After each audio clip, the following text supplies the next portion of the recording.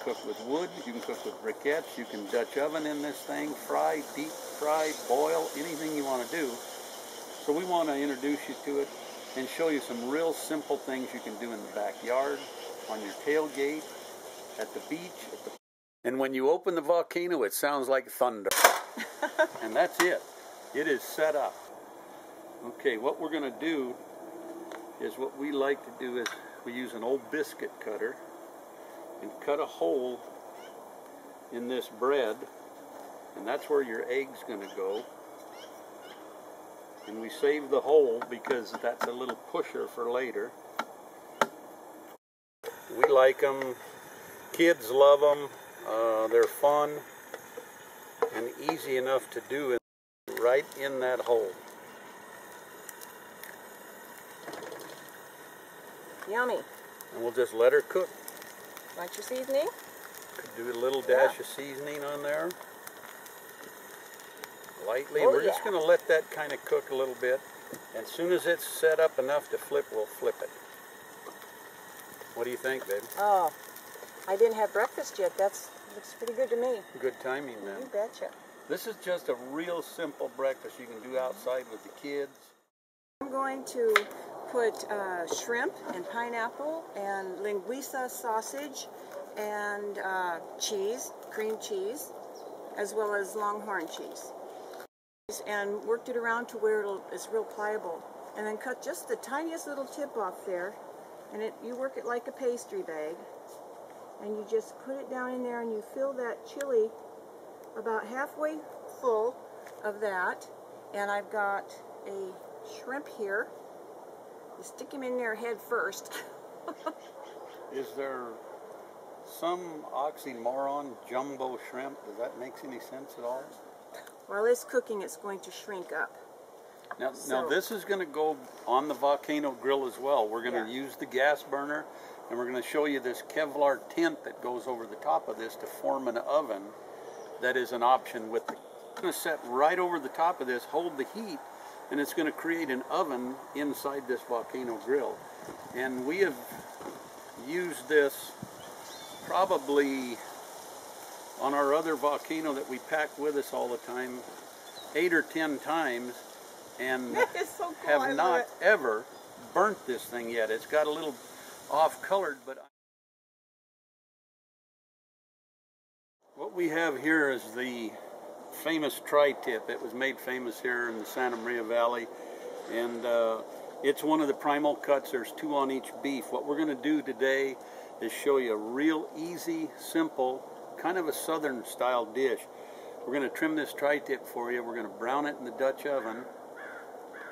We're going to brown it in the Dutch oven, and then we're going to add some sliced onions and some of our barbecue sauce and let this sit and simmer slow and easy with coals on the bottom, coals on top, no gas this time.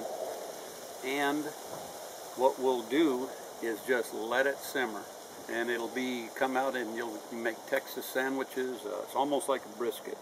So what we got to do with this tri-tip, the reason it's called a tri-tip, you can see it's in a triangular shape.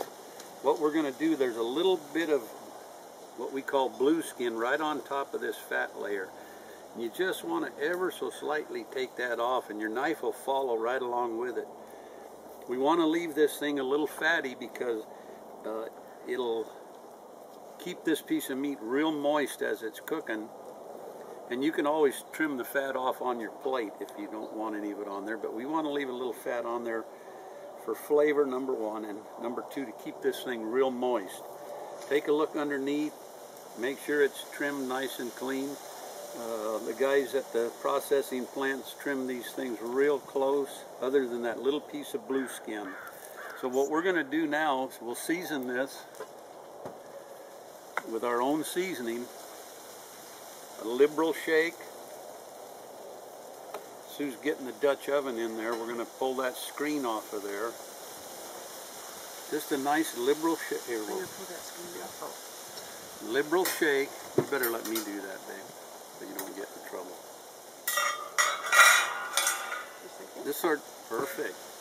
This is our 12-inch deep Dutch oven. It's pre-seasoned. You don't have to season them.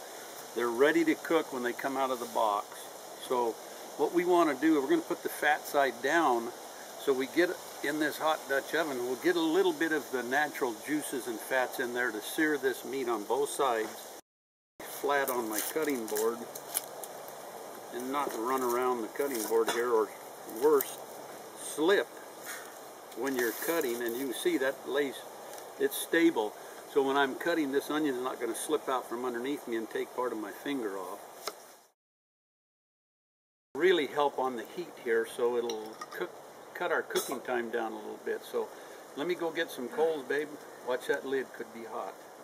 Got it? It is. Okay. It's hot. It's hot. I'm impervious to pain. This is our 12-inch deep Dutch oven. It's called the Muley.